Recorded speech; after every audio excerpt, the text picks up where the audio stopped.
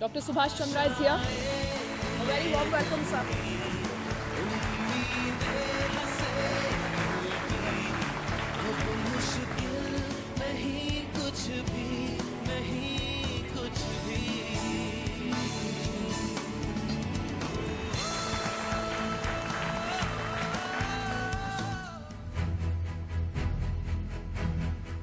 तो time management को जो ज़्यादा स्ट्रेस देता है उसकी क्रिएटिविटी कहीं ना कहीं हैम्पर होती है। क्रिएटिविटी एक अपनी जगह है, लेकिन समय की सीमा हर जगह रहनी पड़ेगी, उसके बिना तो नहीं कर पाए। और समय की सीमा नहीं रखेंगे तो आप लास्ट मिनट में जब आप ट्रेन पकड़ने के लिए भाग रहे हैं, परेशान हैं, वो स्थिति आपकी होगी। सपोज दो व्यक्ति, एक के पास बहुत ज़्यादा काम है, एक के पास कम काम है।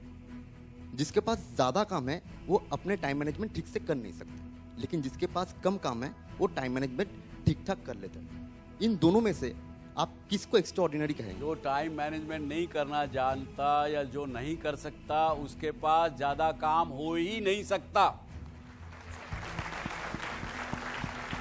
मैं इस बात को चैलेंज करता हूं कि यदि हिंदुस्तान का 10% व्यक्ति भी, प्रोडक्टिव आदमी 10% लोग भी यदि टाइम मैनेजमेंट करना सीख जाएं, तो इस देश की जीडीपी ग्रोथ जो आज 5-6% पे है वो डबल डिजिट पे चली जाए।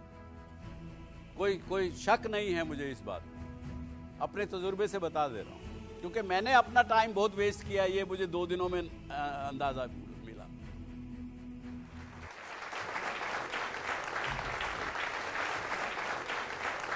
नमस्कार, and I welcome you again to this show called DSC show। और मेरे जो दर्शक, आप लोग घर में बैठे हुए मुझे देख रहे हैं, उनको मैं बताना चाहूँगा कि मैं IMT गाज़ियाबाद के इस अच्छे ऑडिटोरियम में से बोल रहा हूँ। और आज का विषय मुझे जो आज यहाँ के सब स्टूडेंट्स और फैकल्टी ने दिया है वो है टाइम मैनेजमेंट। टाइम मैनेजमेंट के ऊपर हम आज बात करेंगे, चर्चा करेंगे। लेकिन इस टाइम मैनेजमेंट के ऊपर बात करने का जब मुझे कहा गया, तो मैंने जब कुछ बातें इसमें पढ़ने की कोशिश की, कुछ उस पर रिसर्च की, या यूँ कहिए कुछ किताबें वगैरह देखी, तो मुझे कुछ समझ में आया। और बहुत सी चीज़ें ऐसी भी पता लगी जो मुझे खुद पहले पता नहीं थी। इसलिए मैं, जब मेरे से कई बार पूछा जाता है कि आप ये शो क्यों कर रहे हैं, तो एक तो जो मैं हमेशा कहता हूँ कि अगर अपने एक्सपीरियंसेस में आप लोगों से शेयर करूँ और उसका यदि लाभ आपको कुछ मिल सके आपकी ज़िंदगी में, लाइफ में, जो मैंने समाज से पाया है उसको देने का मुझे एक किस्म से मौका मिल रहा है। लेकिन साथ साथ मुझे भी सीखने का काफ़ी कुछ मौका मिल रहा है इस शो करने पर। जैसे कि मैंने बताया आपको कि टाइम मैनेजमेंट के बारे में जब पढ़ा, देखा, तो ये समझ में आया कि टाइम मैनेजमेंट और लाइफ मैनेजमेंट में कोई फ़र्क नहीं है। और लाइफ मैनेजमेंट क्या है, टाइम क्या है। यदि मैं आपसे ये सवाल पूछूं कि टाइम मैनेजमेंट या समय, जिसको हम कहते हैं कि समय का ख्याल रखें, समय को मैनेज करें, समय के मायने क्या, आप लोगों को क्या समझ में आता है? कोई बताना चाहेगा, शेयर करना चाहेगा? Time is not just money. Time is opportunity. Time as is well. money, time is opportunity. Any other person, anybody thinks you want to say? For me, time is abhi, present. जो कुछ है वो अभी है। Present is the समय, present is समय। तो अब देखा आपने, बहुत सी बातें निकल के आती हैं कि टाइम क्या है। मुझे जो समझ में आया, बल्कि टाइम से पहले मैं यदि एक और लाइफ की बात करूं, जिंदगी क्या है, मेरे को ये समझ में आया कि जिंदगी और टाइम दोनों आपस में इंटरट्वाइंड, इंटरलिंक्ड हैं, एक दूसरे के पूरक हैं, एक दूसरे से अलग नहीं हैं। और लाइफ क्या है? लाइफ जब हम कुछ भी काम करते हैं, जैसे कि मैं एक सब्जेक्ट हूं और पूरा जो ब्रह्मांड, विश्व पूरा जो है बाकी मेरे अलावा, वो एक ऑब्जेक्ट है। जब एक सब्जेक्ट का ऑब्जेक्ट के साथ मिलना होता है तो कोई एक एक्सपीरियंस पैदा होता है, उसका एक एक्सपीरियंस हम लेते हैं। आप घर से यहाँ तक आए, रास्ते में आपको ट्रैफिक मिला, ट्रैफिक वाले ने किसी तरह से मैनेज कर रहा था, आपने उसको एक्सपीरियंस किया कि नहीं? यहाँ पे आप पहुँचे, आपके दोस्त मिले, आपने उनसे 4 बातें की, अरे सुबह क्या किया, कल शाम को कहाँ डिनर किया, कल किसके साथ थे तुम, इस तरह की बातें करते हो, एक एक्सपीरियंस हुआ। तो जितने एक्सपीरियंसेस हमको मिलते हैं सब्जेक्ट और ऑब्जेक्ट के मिलने पर, a series of experiences the life. अब समय के बहुत से लोग बहुत सी चीज़ें कहते हैं, समय मनी है, समय सब कुछ है, सबको पता है कि बीता समय वापस नहीं आता, वेल्थ वापस आ सकती है, हेल्थ वापस आ सकती है, लेकिन बीता हुआ समय नहीं आ सकता, बहुत एटसेट्रा एटसेट्रा। मुझे नहीं पता आपका रिएक्शन क्या होगा यदि मैं आपसे कहूं कि समय इस नेचर का, इस सृष्टि का, या उसको अगर भगवान कहते हैं तो भगवान का एक दूत है, जो कि आपके पूरे ब्रह्मांड का, पूरी सृष्टि का लेखा जोखा हर मिनट, हर समय रखता है। अभी मैं 64 इयर्स ओल्ड हूं, आप में से बहुत से 20 साल के होंगे, 19 साल के होंगे, 25 साल के होंगे। आप अपनी जिंदगी में जब देखते हैं पीछे, याद आता है आपको, अरे जब मैं इस उम्र का था तो ये किया, मैंने वो किया। तो हर बात का जैसे आपको मेमोरीज याद रहती हैं, उसी तरह से समय भी आपके हर पल का, हर चीज का इतिहास, इम्तिहान रखता है, उसका लेखा जोखा रखता है। यदि आपके पास पेन पेंसिल किसी के पास है तो हेल्प कीजिए मुझे। एक प्रश्न पूछता हूं आपसे, और आप खुद भी अपना अपना सोच के याद करके लिखिए। मैं ये समझता हूं कि मैं अभी 64 वर्ष का हूं, और मैं अपने मन में समझता हूं कि मैं 100 वर्ष तक जीऊंगा। तो कितने वर्ष बाकी रहे? तो 35 वर्ष मेरे अभी बाकी हैं। इसी प्रकार से आप भी अपने मन में सोचिए कि आपका कितने वर्ष बाकी है। अपने मन में सोचिए, कागज पे भी लिखिए, खुद का लिखिए। अब मैं समझता हूं कि 35 वर्ष में कितने घंटे हुए? 35 मल्टीप्लाई बाय 365 मल्टीप्लाई बाय 24, इतने घंटे हुए। उन घंटों को मिनटों में कन्वर्ट कर लीजिए, 60 मिनट। आपके पास आ गया जवाब? बताइए कितने मिनट हुए? It is 183,96,000 minutes. बहुत समय है यार, अभी तो कुछ इतना जल्दी मुझे कुछ करने की जरूरत नहीं है। हाँ? 1,83,96,000 96,000 मिनट मेरे पास अभी बाकी हैं। बहुत समय बाकी है, कोई जल्दी नहीं है। फिर मैं क्यों आप लोगों को इतना भगा रहा हूं? है? अब इसमें से एक और एक्सरसाइज करते हैं हम। इसमें से 7.5-8 घंटे रोज मैं सोता हूं, और सुबह जब उठता हूं तो स्नान में और में 1.5 से 2 घंटा लग जाता है मुझे। एक्सरसाइज की, थोड़ा योगा किया, कुछ किया, 2 घंटा वो निकल गए, 10 घंटे निकले। दोनों सुबह शाम कि भोजन में और करने में 1.5 घंटा दे देंगे तो कितना बचा, कितना हुआ? 11.5 घंटे। और कुछ और समय मुझे थोड़ा चाहिए तो आधा घंटा बीवी बच्चे से बात करने के लिए, जो प्रोडक्टिव समय नहीं है।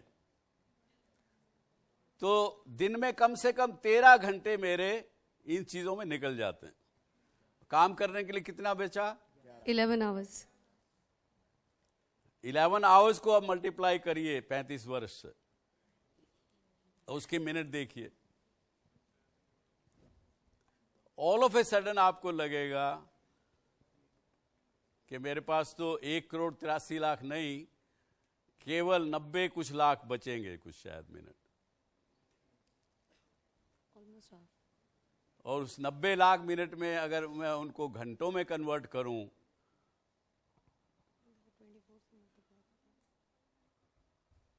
तो 90 लाख इंटू 24, लगभग मैं बता रहा हूं, आप तो कैलकुलेटर यूज कर रही हैं। तो अचानक समझ में आएगा कि प्रोडक्टिव समय तो मेरे पास बहुत लिमिटेड है। यही हम सब के साथ होता है, इंसानों के साथ पैदा हुए। और मेरे पास, मैं एक किताब जिसमें मुझे बहुत अच्छी लगी, वो थोड़ी देर में आपसे चर्चा करूंगा। उसमें उन्होंने, जो राइटर है, उन्होंने आप स्टूडेंट्स के लिए उन्होंने कुछ लिखा है, चिट्ठी लिखी, वो भी पढ़ के बताऊंगा। तो अचानक हमें पता लगता है, और सबके साथ क्या होता है कि जब हम पैदा हुए, बचपन गुजरा, जवानी आई, वो भी गुजर गई। जब लगभग आदमी 40-50 साल का जब होता है और उसको जब पता लगता है कि अरे 50 साल गुजर गए लाइफ के, फिर एकदम से एक दिन झकझोर के उठता है कि अरे मैंने क्या किया। और खासकर, एक शायद बुरी बात लगेगी लेकिन सच्चाई है, खासकर जब वो कभी व्यक्ति किसी दूसरे इंसान के अंतिम संस्कार में जब जाता है और शमशान भूमि में जब होता है, उस समय ये बातें बड़ी ध्यान आती। उस समय ध्यान आती, अरे मैं 50 वर्ष का हो गया, एक दिन मुझे भी यहाँ आना है। अभी तक तो मैंने कुछ नहीं किया जिंदगी में, आगे कैसे करूंगा? बहुत तरह के सवाल आते हैं। लेकिन इंसान का मन बड़ा चंचल, वहां से शमशान से जैसे निकला, भूल गया सब बातें। वही खेल और वही मैदान, जैसे एक भाषा में कहते हैं। क्यों, ऐसा होता है कि नहीं? तो क्या करना चाहेंगे अपने साथ? मैं आपको बताता हूं, दिल्ली रहता था जब मैं 1983 तक, 33 वर्ष की उम्र थी, तब बंबई गया। उस समय तक दिल्ली में तो ऐसा होता था कि मीटिंग के लिए जा रहे हैं, 15-20 मिनट, आधा घंटा, पौना घंटा तक आगे पीछे हो, कोई फर्क नहीं पड़ता था। बंबई में chairman state bank of India के साथ समय किया मिलने के लिए। यूजुअल दिल्ली की आदत, आधा घंटा लेट पहुंचे हम वहां। पीए ने कह दिया कि नहीं भाई, अब तो आपका टाइम तो मिस्टर चंद्रा खत्म हो गया। तो अगली मीटिंग में चले गए। 1 दिन, 2 दिन, 5 दिन, 10 दिन, ऐसा बार बार जब हुआ, आदत बदलनी पड़ी। पंक्चुअल तो हो गए, अभी भी प्रयास करते हैं कि पंक्चुअल रहें, जहां जिस समय में जाना हो तभी जाएं, तभी सब कुछ ठीक हो सकता है। लेकिन टाइम मैनेजमेंट और पंक्चुअलिटी में भी फर्क है।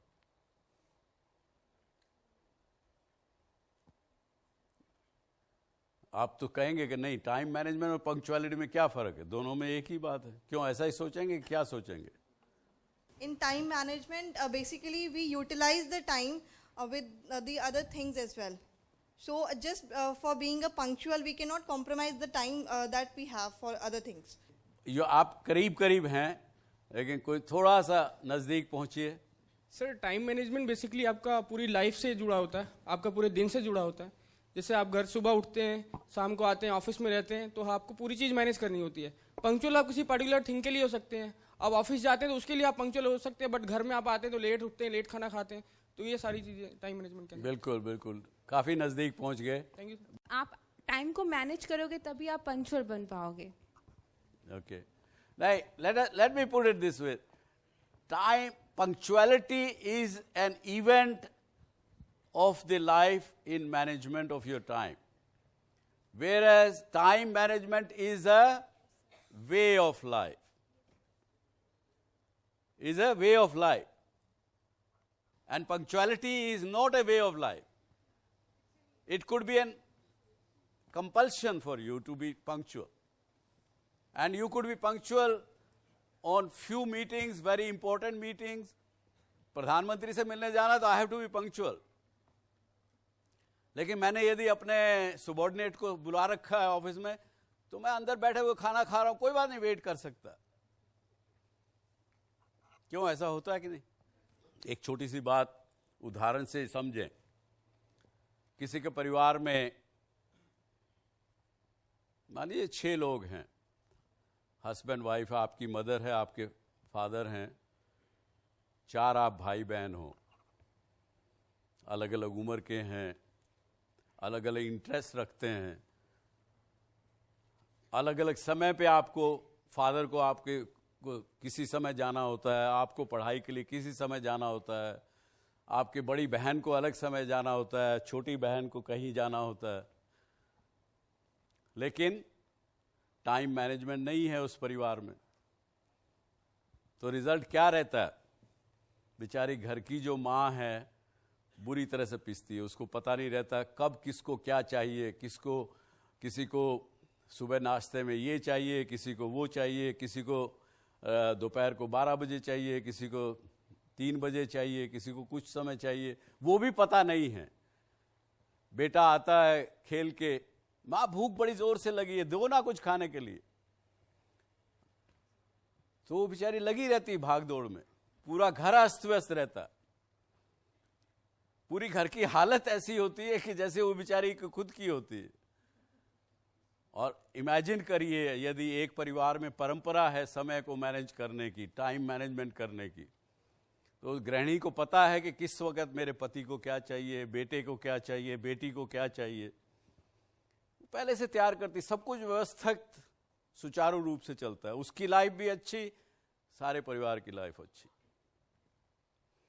तो इसलिए इन्होंने कहा कि इसको टाइम मैनेजमेंट को एक अपने परिवार की परंपरा बनाइए, लाइफ बनाइए।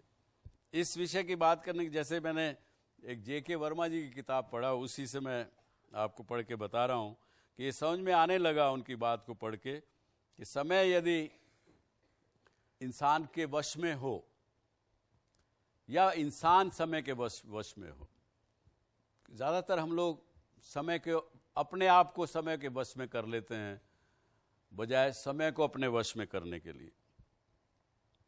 और जो इंसान अपने समय को अपने वश में कर ले तो ज़िंदगी की बहुत सी समस्याएं ऑटोमेटिकली ख़त्म हो जाती हैं, बल्कि मैं यहाँ तक कहूँगा कि समस्याएं नज़दीक आती ही नहीं हैं।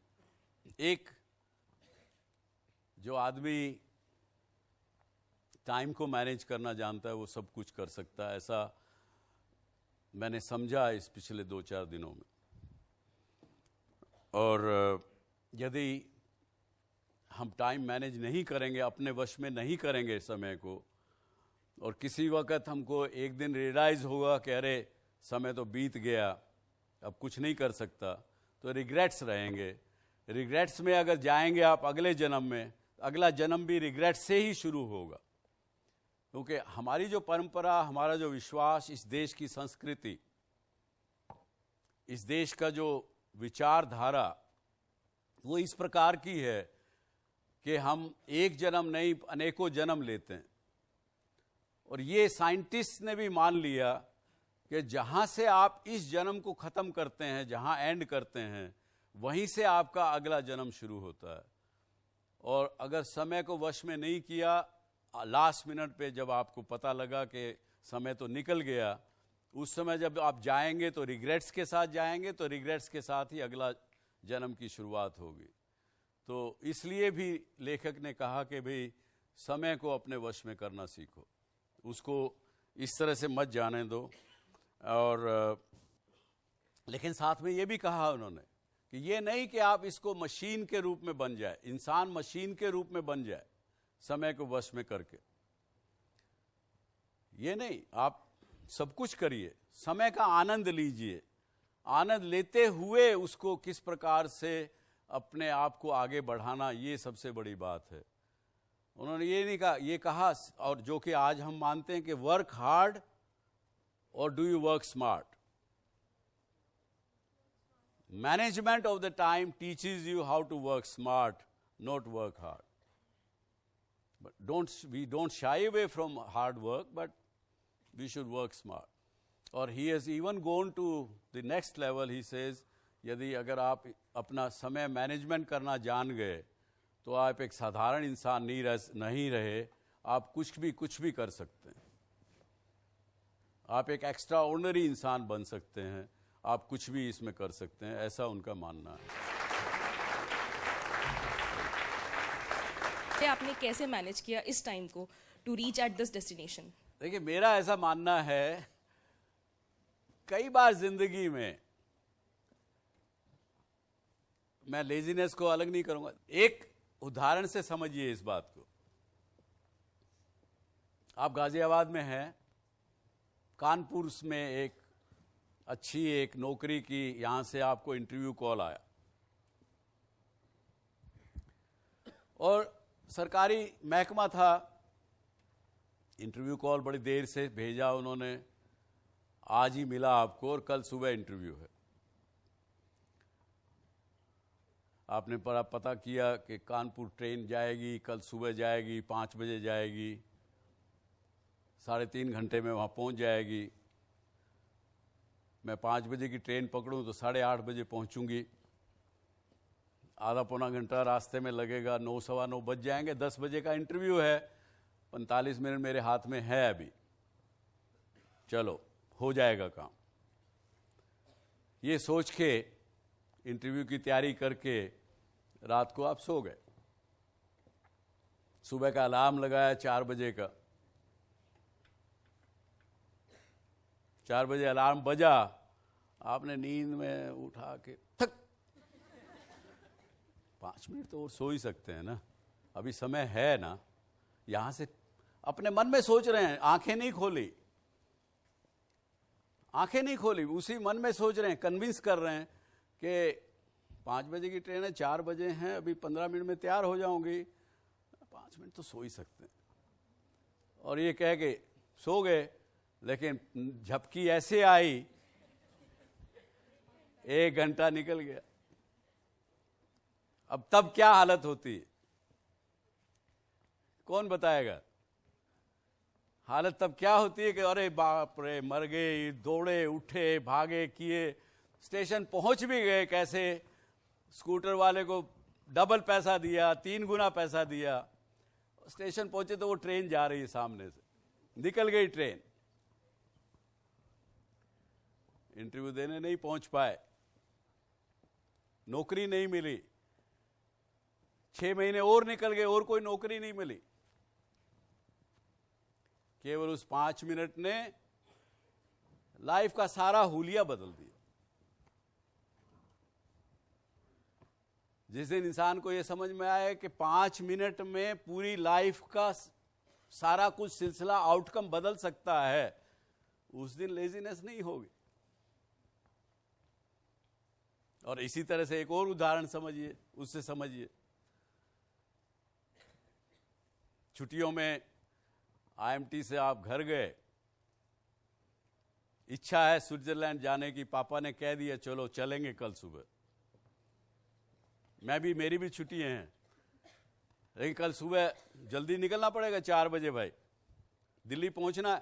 दिल्ली से फ्लाइट मिलेगी 6 बजे। तब कैसे बिहेव करते हो आप? यू आर सो एक्साइटेड, रात को नींद भी नहीं आ रही है, बार बार उठ के घड़ी देख रहे हैं, सब कुछ कर रहे हैं, लेकिन फिर भी नींद नहीं आई सारी रात, लेकिन फिर भी 4 बजे के बजाय 3, पापा उठो ना, जल्दी निकल जाएगी फ्लाइट, निकल जाएगी। और अगले दिन फ्लाइट में भी और भी नींद नहीं आती, फिर आपको पूरे दिन रात भर नहीं सोए लेकिन नींद नहीं आएगी, तब कहां गए लेजीनेस। तो इसलिए उसने कहा, ऑथर ने, बल्कि स्टूडेंट्स के लिए खासकर उन्होंने लिखा, अगला एक चैप्टर में बात करूंगा, कि जिस स्टूडेंट को लगता है कि मैथमेटिक्स मुझे पसंद नहीं है, वो मैथमेटिक्स से जो डरता है उसी के लिए वो ठीक नहीं है, क्योंकि आप उसको लाइक नहीं करते, वही हालत होती है आपकी जिस चीज के पीछे पड़े। इसलिए उसने कहा कि टाइम मैनेजमेंट करने वाला व्यक्ति कभी मुसीबत से भागेगा नहीं, किसी समस्या से भागेगा नहीं, वो बल्कि ये कहेगा कि मेरे जिंदगी में समस्याएं आए जिनसे मैं जूझूं, जिनसे मैं लड़ाई करूं, वो कभी समस्या से नहीं भागेगा, समस्या को भगाएगा। टाइम मैनेजमेंट का कॉन्सेप्ट जो है सर, ये नया नहीं है, ये बहुत पुराना है। लाइक 200 साल, 500 साल, 1000 साल पहले भी हमें उसके उदाहरण मिलते हैं। तो टाइम मैनेजमेंट को जो ज़्यादा स्ट्रेस देता है उसकी क्रिएटिविटी कहीं ना कहीं हैम्पर होती है। लाइक मैंने कभी नहीं देखा कि कोई लेखक टाइम मैनेजमेंट की बात करता है, कोई चित्रकार टाइम मैनेजमेंट की बात करता है, या कोई योगी टाइम मैनेजमेंट की बात करता है। तो मतलब ये ऐसा तो नहीं है कि इसको एक नया आवरण दे के हम लोग मैनेजमेंट कॉन्सेप्ट और रैट रेस के लिए इसको एक जबरदस्ती का लाइफ में पुट किए हुए हैं। ये मेरा कॉन्सेप्ट है सर, कि टाइम मैनेजमेंट को ओवर स्ट्रेस किया है हमने आज के ज़माने में, ताकि सब काम जल्दी में हो। Everybody agrees with that. आपको क्या, आपका ये जो ओवर स्ट्रेस, मान लिया मैंने आपकी बात, क्योंकि सारा पूरे हाउस ने आपकी बात पे ताली बजाई, तो आप ये क्या कहना चाहते हैं कि हमको टाइम मैनेजमेंट करने पर स्ट्रेस नहीं करना चाहिए या टाइम मैनेजमेंट नहीं करना चाहिए? सर, अगर आप फ्री छोड़ दिया जाए किसी टैलेंट को, तो उसमें जो पोटेंशियल है, रादर देन आप बाउंड करो कि आपको ये आज शाम तक करना है, मुझे ये करना ही है, एनी स्फीयर ऑफ लाइफ। मैं आपको बता रहा हूं कि मैं पंक्चुअलिटी को ही टाइम मैनेजमेंट समझता था, जब तक यहां आने की मुझे, बल्कि स्टूडेंट से ही मेरे को प्रश्न मिला, तब मैंने उसको पढ़ा, और जो पढ़ा तो इसमें समझ में आया, कह रहे ये तो बहुत गहरा विषय है। आपने कहा कि किसी क्रिएटिव आदमी को समय की सीमा में नहीं बांधो, अगर समय की सीमा में बांधोगे तो शायद उसकी क्रिएटिविटी को आप हैम्पर करोगे। लेकिन आज एक क्रिएटिविटी आप किसी चीज से फिर समझिए, उदाहरण से समझिए। बाला साहब ठाकरे की जब सरकार शिवसेना की बनी, उनसे पूछा गया कि बॉम्बे की समस्याओं का हल करने के लिए आप क्या करेंगे, आपकी सरकार क्या करेगी। उन्होंने कहा भाई थोड़ा समय पाइजे, मराठी में कहा टाइम चाहिए। 3 साल निकल गए, 3 साल के बाद उन्होंने बॉम्बे का नाम चेंज करके मुंबई कर दिया। किसी पत्रकार ने पूछा कि साहब आपने नाम क्यों बदला बॉम्बे का, मुंबई क्यों किया? अरे बॉम्बे की बहुत समस्याएं थी, सबको हल करना था, नाम बदल दिया, बॉम्बे रहा ही नहीं, समस्याएं खत्म। तो क्रिएटिविटी एक अपनी जगह है, लेकिन समय की सीमा हर जगह रहनी पड़ेगी, उसके बिना तो नहीं कर पाएंगे। और समय की सीमा नहीं रखेंगे तो आप लास्ट मिनट में जब आप ट्रेन पकड़ने के लिए भाग रहे हैं, परेशान हैं, वही स्थिति आपकी होगी। और आज आप मुझे कोई अपनी समस्या बता के देखिए, उसको हम चर्चा करेंगे, इसी बात पे लेके आएंगे कि टाइम मैनेजमेंट यदि आपका ठीक होता तो ये समस्या आपके सामने खड़ी नहीं होती।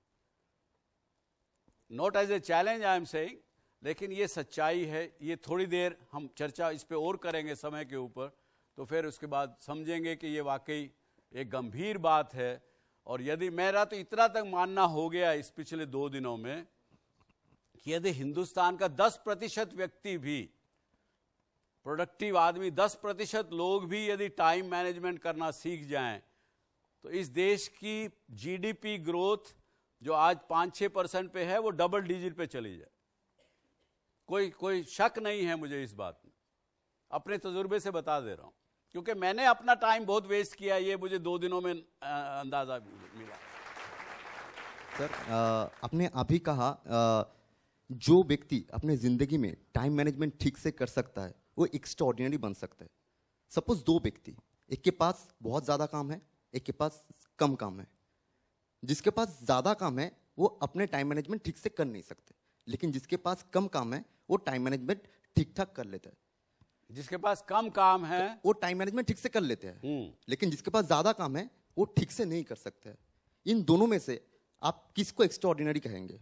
क्योंकि जिसके पास कम काम है वो तो ठीक ठाक टाइम मैनेजमेंट कर लेते हैं। जो टाइम मैनेजमेंट नहीं करना जानता या जो नहीं कर सकता उसके पास ज्यादा काम हो ही नहीं सकता। मैं इस बात को चैलेंज करता हूं, उसके पास ज्यादा काम हो ही नहीं सकता। It is against the law of the nature. इस देश का प्रधानमंत्री के पास चले जाइए, वो कभी नहीं कहेगा आपको कि मेरे पास समय नहीं है। दिन में बीच में और 4 चीजें आ जाती, वो उसको भी अकोमोडेट कर लेता। उन्हीं के पीएन को पूछ लीजिए भैया क्या बात, आजकल दिखते नहीं हो भाई। अरे साहब क्या करे, वो प्रधानमंत्री जिसका ड्यूटी में है वो छोड़ता ही नहीं, कहीं समय मिलता ही नहीं, बीवी बच्चों के लिए समय नहीं मिलता भाई, वो ऐसी बात करता। ये आप सोचिएगा इस पर। मेरा ख्याल से ये प्रश्न ठीक नहीं है। जिसके पास समय मैनेजमेंट नहीं है वो उसके पास काम ज्यादा नहीं हो सकता। How time management is helpful in stress management for students or for like employees who have just entered in the corporate level or corporate jobs? देखिए, जब आप अपना समय से हर चीज करेंगे, यानी मुझे वो चौपाई तो पूरी तरह से याद नहीं है, लेकिन जब भगवान राम हनुमान जी को सीता की खोज में लंका भेजते हैं, तो उस चौपाई का मतलब मुझे सिर्फ याद है। उसमें वो लिखते हैं कि हनुमान जी बड़े खुश होके खुशी खुशी से पहाड़ पे चढ़ गए और उस पहाड़ से जो उन्होंने छलांग लगाई तो समुद्र के दूसरी पार चले गए। अब एक तरह से तो आप इस रूप से देखते हैं जो कहा उसमें लिखा गया, लेकिन हमने जो उसको लिया वो इसलिए इस प्रकार से लिया कि उसने एक अपनी वेल प्लानिंग की, वो पहाड़ बनाने के रूप में, पहाड़ के रूप में उसने प्लान किया कि मुझे वहां जाना है। और खुशी खुशी इसलिए किया कि टाइम मैनेजमेंट था, उसके पास समय था उस चीज को प्लान करने के लिए, तभी वो खुशी खुशी उसकी छलांग लगा के उधर जा सके। ये मेरा टेक है उससे। हो सकता है मैं गलत हूं, लेकिन जो व्यक्ति टाइम अपना ठीक से मैनेज कर सकेगा, जो व्यक्ति केवल वो 5 मिनट और वाली बात छोड़ देगा, वो स्ट्रेस नहीं आएगा उसको कभी, बल्कि आप समय से पहले कर पाएंगे अपने काम को।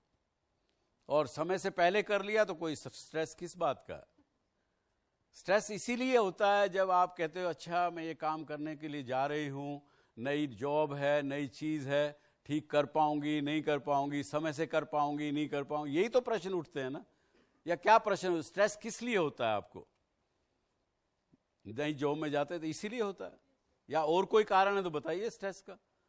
डर तीसरा कारण होता है कि डर चाहे नौकरी छूटने का हो, चाहे बॉस को नाराज करने का हो, चाहे किसी प्रकार का हो, तो डर तभी होगा यदि आप समय से ठीक नहीं करेंगे, समय से नहीं करेंगे, ठीक नहीं करेंगे, गलती करेंगे। मेरे साथ ऐसे एक्सपीरियंस होता है कि कई बार एक हमारे कलीग्स आते हैं मेरे रूम में, जब आते हैं तो मैं उनसे पूछ कुछ रहा होता हूँ, उनका दिमाग कुछ और सुन रहा होता है। पूछता हूँ भाई क्या हुआ, उनको अंदर से डर है कि यार ये बॉस है, पता नहीं क्या पूछ लेगा, क्या कह देगा। जब आपके पास अंदर डर घुस गया, डर एक ऐसी चीज है वो मल्टीप्लाई करती है, आपको टाइम मैनेजमेंट क्या सब कुछ भुला देती है। इसलिए टाइम मैनेजमेंट जरूरी है। सर आपने अपनी 65 वर्ष की आयु में बहुत सारी ऊंचाइयां हासिल करी हैं, बट कुछ चोटियां आपने छोड़ भी दी होंगी। Some things are urgent, some things are important. My question is, समय रहते हुए उस चीज का चयन कैसे करें कि किसको पकड़ना और किसको छोड़ना है? एक क्वेश्चन मैं आप सबसे पूछता हूं। आजकल बड़ी टेलीफोन कंपनीज का, ब्रॉडबैंड कंपनियों का आप इश्तिहार देखते हैं जी, उसमें वो क्या कहते हैं कि रोज का 20 मिनट फ्री टॉक टाइम होता है कि नहीं? तो आप क्या करते हैं उसका? उसी दिन यूज करते हैं उसको। क्योंकि आपको पता है कि रात के जब 12 बजे तो ये 20 मिनट का फ्री टाइम गया, जीरो हो जाएगा अगले दिन सुबह। तो 11 बजे भी मन में आता है यार मैं अपनी गर्लफ्रेंड को फोन कर ही लवा, आगे 10 मिनट रह गए बाकी, फ्री टॉक टाइम है, उसको यूज कर ही लोगे कैसे भी। लेकिन जो भगवान ने 1440 मिनट आपको दिए हैं रोज सुबह, वो आपके खाते में जमा करता है, उसकी वैल्यू नहीं करते, उसकी कदर नहीं है। जिस चीज की कदर आप करते हो, उसकी वैल्यू करते हो, उसकी आप इस्तेमाल करते हो, उसको चूज करते हो, उसको सब कुछ करते हो, उसकी इज्जत भी करते हो।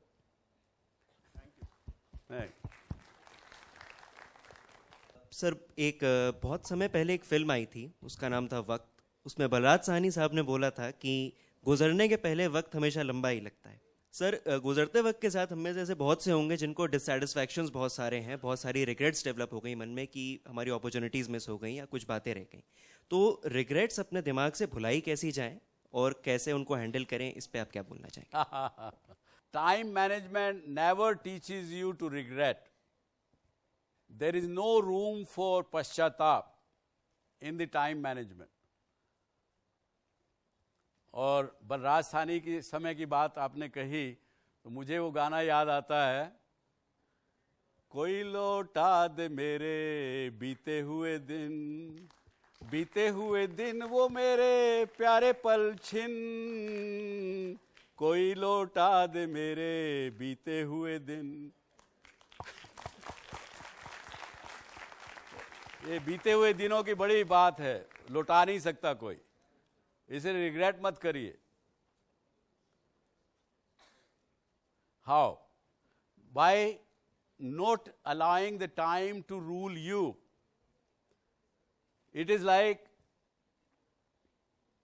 सांप सीढ़ी का खेल खेला होगा आप लोगों ने। सांप सीढ़ी खेलते हैं तो क्या खेलते हैं आप? कभी सीढ़ी चढ़ते हैं, कभी सांप काटता है तो नीचे आते हैं, और उस वक्त कहते हैं ओ मत करिए, मत करने दीजिए, जिंदगी को भी सांप सीढ़ी का खेल समझिए। इसमें वो भी होगा, सीढ़ी पे जाने का भी और नीचे आने का भी, दोनों को एक्सेप्ट कर लीजिए। समय लंबा भी नहीं होगा, रिग्रेट भी नहीं आएगा। इसके साथ ही ये आज का एपिसोड यहां रोकते हैं। Thank you very much.